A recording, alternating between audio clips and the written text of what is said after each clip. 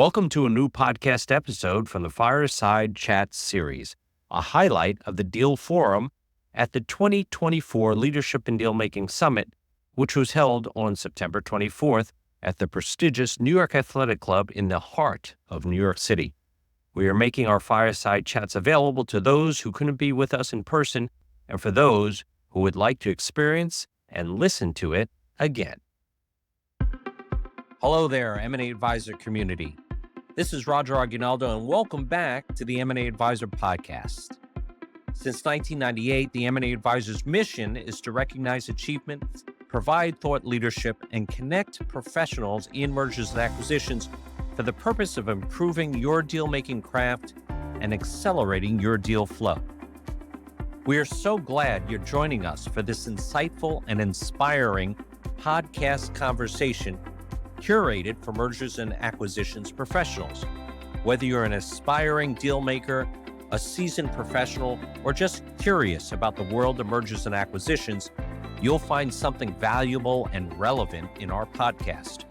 Our goal is to bring you the best insights, stories, and tips from the experts who've been there and done that, so you can learn from their successes and mistakes and take your deal-making skills to the next level. But before we dive into today's episode, we have a small favor to ask you. If you enjoy listening to our podcast and find it useful, please consider following us on Spotify, Apple Podcasts, and YouTube, and subscribing to our M&A Alerts newsletter. You can find the links in the description below. This will help us reach more people like you and grow our community of M&A professionals. It will also let us know that you appreciate our work and want us to keep producing more quality content for you. Plus, you'll never miss an episode, and you'll always be in the loop with the latest trends in the M&A world to improve and accelerate your deal making. So please follow us. You are the reason we do what we do, and we couldn't do it without you. And now for today's podcast. We are thrilled to introduce our featured speaker, a longtime friend of the M&A Advisor and the former United States Secretary of Commerce under the Trump administration. Wilbur Ross, coming out with his new memoir, Risks and Returns, Creating Success in Business and Life, spoke with us in this fireside chat. Have a listen as I ask Wilbur how any of us can work his or her way to become a U.S. Commerce Secretary. Good morning, Wilbur. Hi, Roger. How are you? All right. So I think we could just go right into it. You typically, you start these things with bio, and I'll go for about 5 minutes talking about your bio. But I think we'll just say you started in distressed investing and at Rothschild, had your own private equity fund, focus on turnaround to distress, and then went into the Trump administration and U.S. Commerce Secretary. I just want to ask you, is that the path we should all take to become Secretary of Commerce?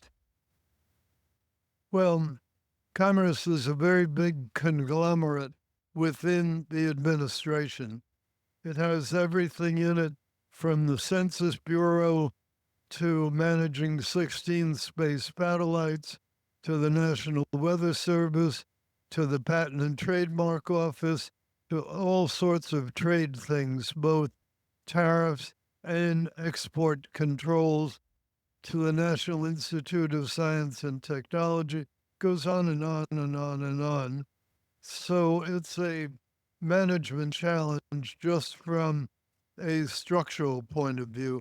230 offices in the U.S., 72 offices in embassies overseas. So how did you prepare for, a huge position like that? And well, you can argue that distressed private companies are very good beginning for turning around the federal government. I think we still have a long way to go, don't you think? Unfortunately. Okay. Well, of when you were U.S. Commerce Secretary, and we'll go back to, because part of this is a number of emerging leaders and young,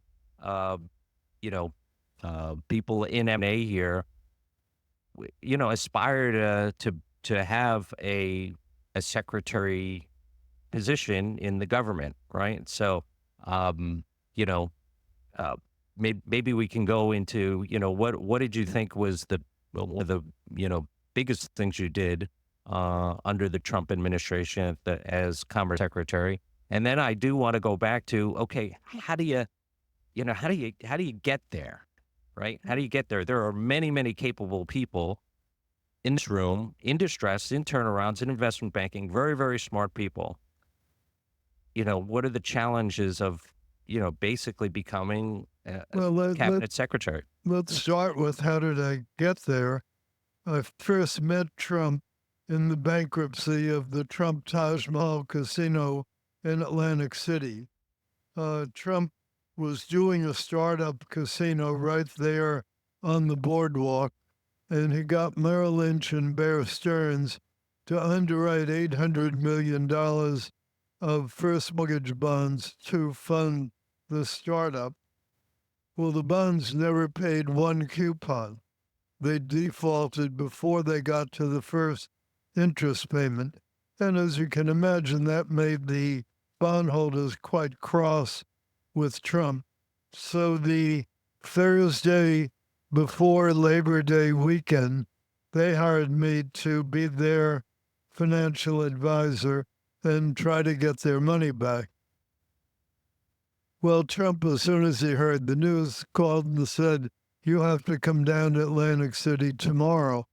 Well, the last place I wanted to be on Labor Day weekend was Atlantic City, New Jersey, with thousands of people playing slot machines. It was not the idea of a fun holiday weekend, but there wasn't much choice because it was a new assignment. So I went out to the helipad in East 63rd Street, and there was his flying machine. You could tell it because on the side of the helicopter, in gigantic neon nail polish red letters, TRUMP. So that was his plane. We get down to Atlantic City, and as we get out of the helicopter, he's there in a big stretch limo.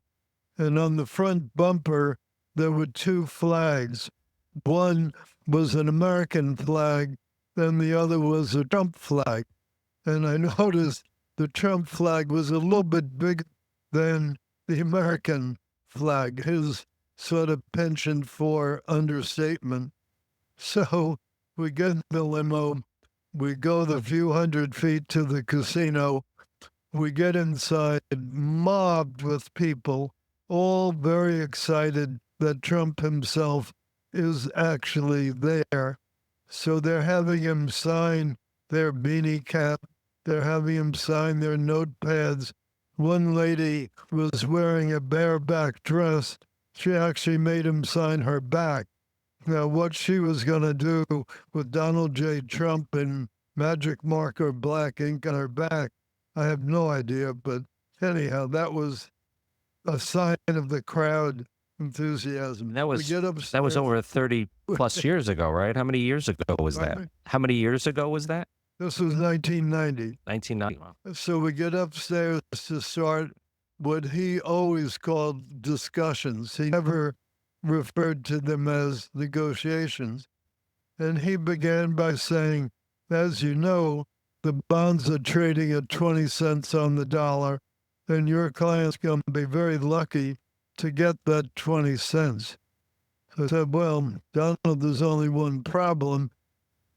They've hired me to try to get them par plus accrued plus all the equity in the casino. So we have a little gap to try to close here. We went at it for a couple of hours, and I got no place with him. He didn't budge one penny. At the end of the couple of hours, he finally said, "Tell you what, we don't have to waste a lot of time. I'll personally guarantee the 20 cents. Then we can all go home." I said, well, if that's your final position, at least for today, I'm not going to waste my time here. So I walked out on him, and he was shocked because that was the kind of tactic he was used to pulling on other people, not having somebody walk out on him. So we went at it for several weeks, very publicly fighting, and we were gradually getting up closer and closer to our target. So finally, one morning, I went to his office around 9 o'clock and said, Donald, this is it. This is as far. This is where we have to be. And he rejected it. So I said, well, then we'll see you in court. And went back to my office. We put out a press release saying the Trump Taj Mahal Bondholder Committee is holding an important press conference at the Marriott Marquis Hotel at 5 o'clock. We picked the Marriott because it was not one of his hotels, so that was a little bit of a spiteful thing.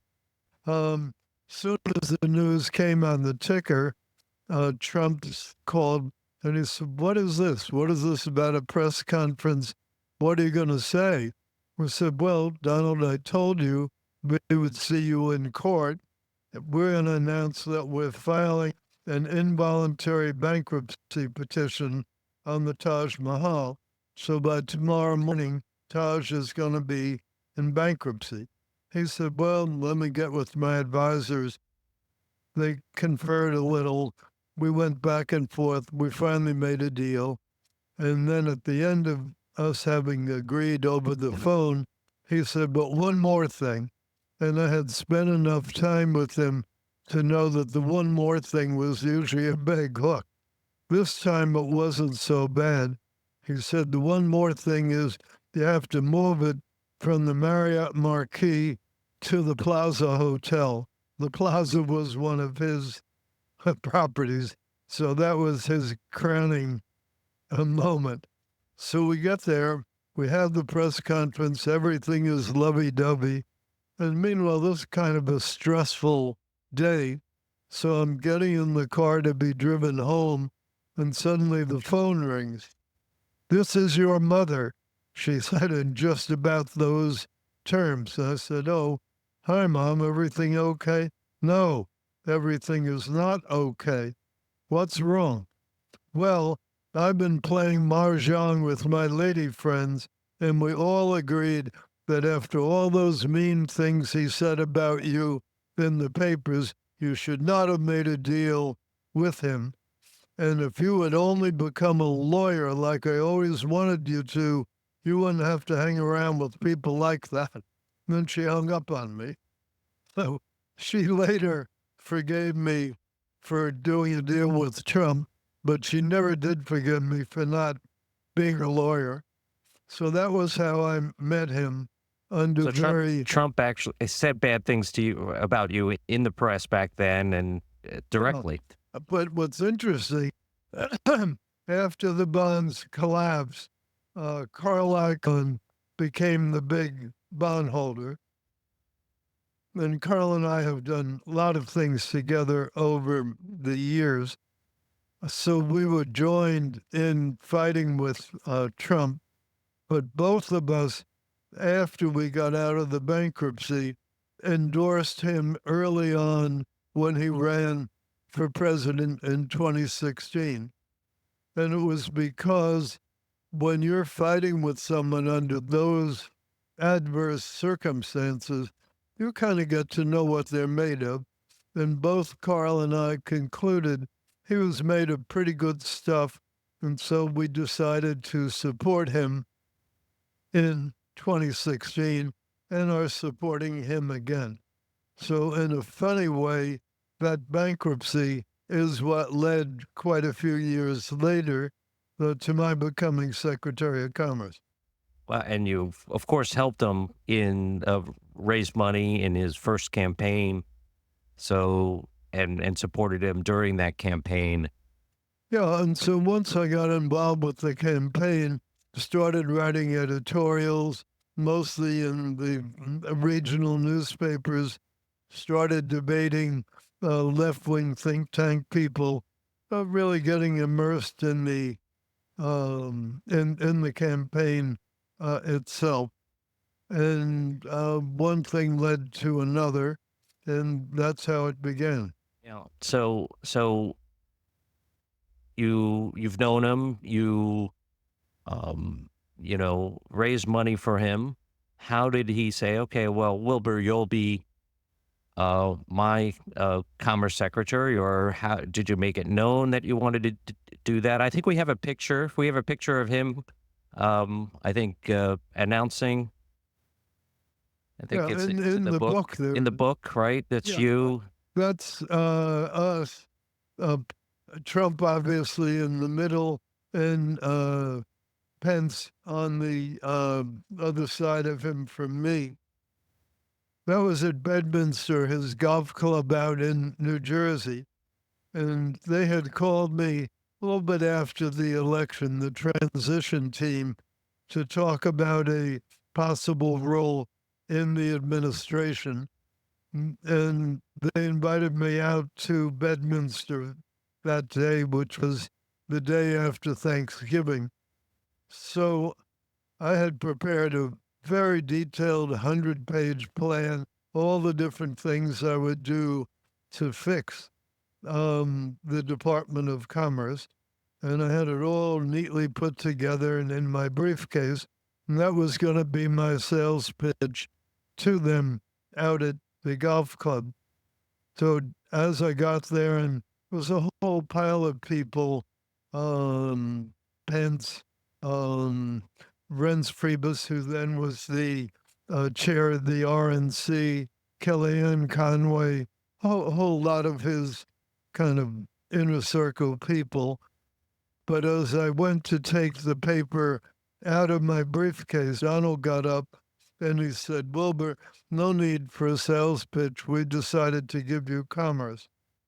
But you can't say anything about it for a couple of weeks. The FBI has to do their personnel check on you and on Mnuchin, and we're going to announce the two of you as the economic team once it clears the SEC. But when we got outside, he couldn't resist giving the thumbs up, which was, I guess, his symbol to the press that he had given me something. So he knew he was going to get. Were there any discussions prior to this that you were going to get commerce or even a secretary position in his cabinet? Well, the reason I was interested in commerce was, as I mentioned in the beginning, it's a big conglomerate, but it was going to have a particular challenge. I didn't quite realize how big a challenge, and that was the census. The census is taken once every 10 years, decennial census. And the management challenge of the census is you have to hire somewhat over 400,000 part-time workers for a temporary assignment from April 1st through about October to enumerate every household in the country, knocking on the doors. I had been a census taker myself when I was working my way through Harvard Business School, so I knew what a tough job it was. But I was intrigued at the challenge of recruiting and training and getting out into the field that many people. Turned out to be more of a challenge in a couple of regards. One, as you know, the other thing that happened on April 1st was called COVID. So now, in addition, had to find personal protective equipment for more than 400,000 people at the same time.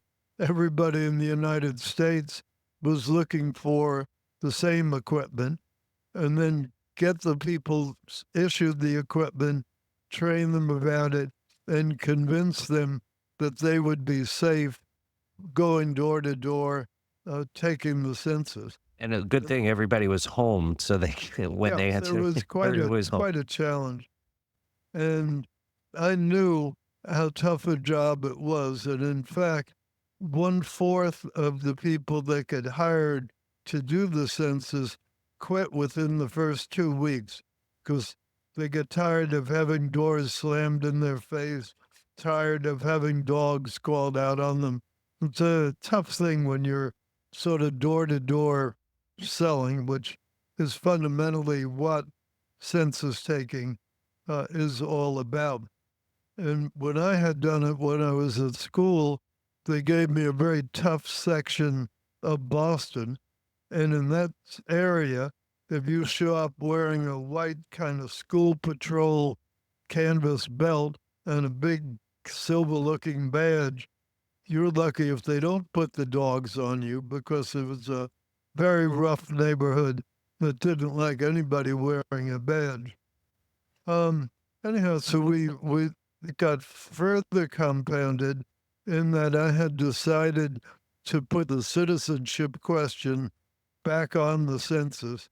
It had always been on through the Clinton years, and then for whatever reason was taken off. So I wanted to put it back on. That brought a lot of litigation, and that in turn was compounded when Trump announced that he was eager to have illegal immigrants counted because he was going to exclude them from federal allocation of funds and from the allocation of congressional seats. So I ended up being 6 times an individual defendant in the U.S. Supreme Court over this citizenship question. So what was always going to be a challenge became a much more complicated And challenge. did they wind up calling all M&A restructuring and corporate finance professionals? I'm Roger Aguinaldo, the creator and CEO of the M&A Advisor, and I have some great news for you. You are warmly invited to the exclusive Deal Forum at the 2024 Future of Dealmaking Summit on November 20th, 2024 at the prestigious New York Athletic Club in the heart of New York City. Light up your M&A career and ignite your deal-making skills. Join us at the all-new Deal Forum of the 2024 Future of Dealmaking Summit. This assembly gathers business insiders and deal makers to discuss the top trends, opportunities, and key issues facing the mergers and acquisitions market. The faculty, comprised of industry experts, participate in fireside chat sessions where they engage in insightful discussions moderated by prominent media personalities and thought leaders, keynote conversations, and M&A TV interviews. Finally, network, exchange ideas, and gain valuable insights in a face-to-face conversation with a thought leader of your choice in one-on-one meetings. To know more about the Deal Forum at the Future of Dealmaking Summit or to register, visit our website at www.maadvisor.com. That's maadvisor.com. Email us at events@maadvisor.com or call +1 212 951 1550. That's 212 951 1550. Don't miss out. Register now. The future of deal making awaits. Keeping that question on there, on the citizenship question, was it still on census? I don't remember if it was. Yeah, the Supreme Court ultimately ruled that we couldn't put it on because of some technical reason. But so that's sort of a very brief encapsulation of the experience with Trump. By and large, the experiences were much more upbeat, much more positive. For example, the first state visit that the administration took was President Xi from China. He came to Mar-a-Lago, the former post estate in Palm Beach, and it was scheduled to begin with a big ceremonial dinner at 6:30 on a particular evening. At 2 o'clock, I get a call at my house in Palm Beach from one of his aides saying there was going to be emergency National Security Council meeting at 4 o'clock, so I had to come over for that. Trump had put me on the National Security Council. So I get there, and I don't know if you reproduced this photo. Oh, There's a photo in the book of Trump, uh, Pence, myself, Mnuchin, a bunch of generals, all crammed into a little tiny room with no windows. That was a very secure room, and that was where we decided to launch the 52 missiles into Syria to retaliate for their attack on a U.S. military base in the Mideast. And at that meeting, Trump made a very interesting strategic decision. He decided to announce the missile strike in the middle of the dinner, President Xi, namely at 7:15 that evening. I think he did that deliberately because he wanted to send message not just to Iran, but to Xi as well. Push me too far, and you're going to get a very forceful response well beyond anything you would like to have happen.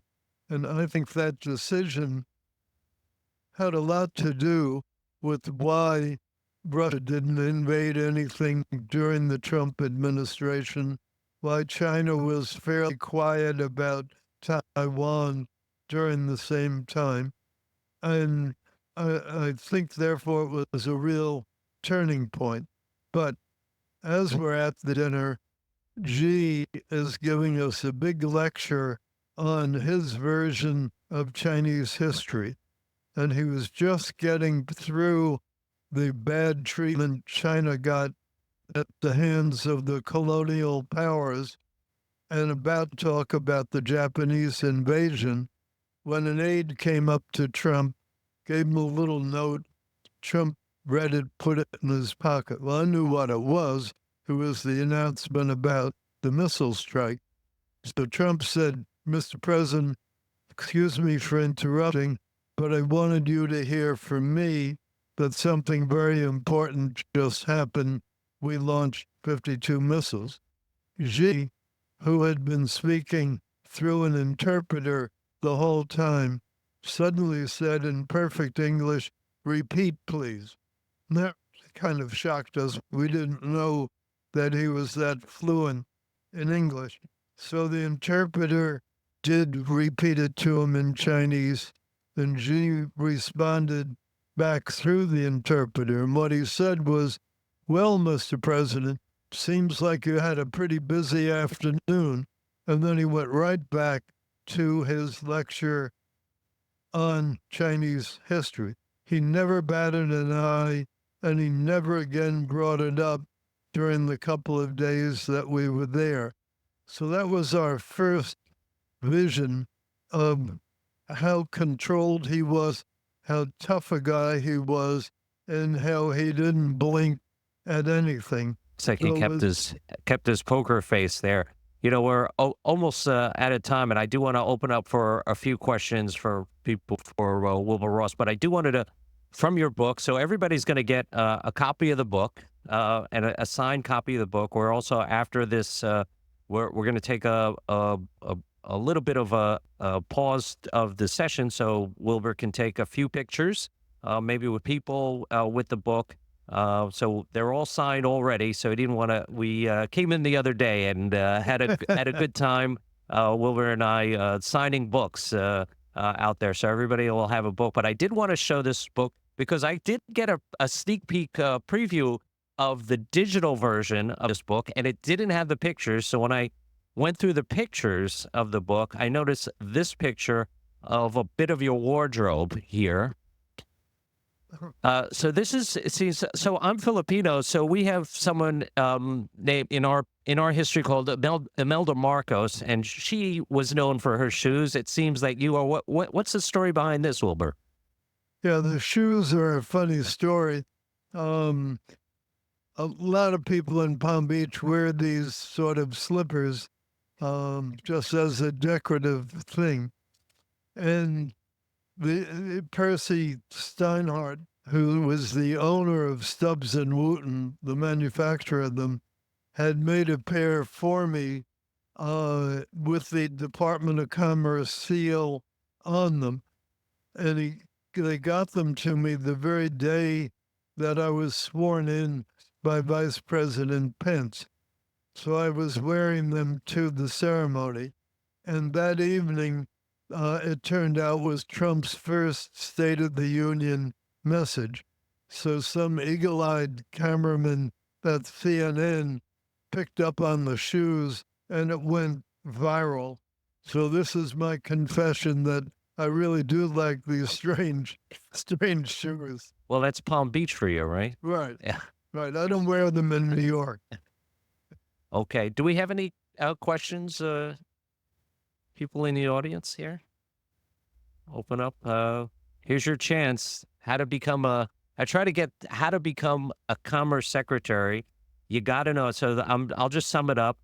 You got to know the right people, fundraise for them, and you got to have a little business sense, right? That's how you become commerce secretary. Is that in a nutshell? I think that's everybody in this room. You have money. You know a little bit about business, and you got to be connected, right? Got to have the right people. Well, I gotta think that's so, yes. Okay. Well, I hope it's that simple for many of you. Okay. Wilbur, thank you very much. We're going to have, give out the books, and Wilbur's there for some pictures if you want to take it. Thank you, Wilbur. We hope you enjoyed this episode and learned something new from it. If you have any questions or comments for us or any of our guests, please feel free to leave them in the podcast platform of your choice or send us an email at editor@maadvisor.com. We would love to hear from you and get your feedback. And if you haven't done so already, please follow us on Spotify, Apple Podcasts, YouTube, and subscribe to our M&A Alerts newsletter at the links in the description or on our website at www.maadvisor.com. This will help you stay updated on the latest M&A interviews and trends and support our podcast to grow and reach more listeners like you. This is Roger Aguinaldo, the creator and founder of the M&A Advisor. Thank you for tuning in and being part of our M&A Advisor community. Until next time, stay safe and happy dealing.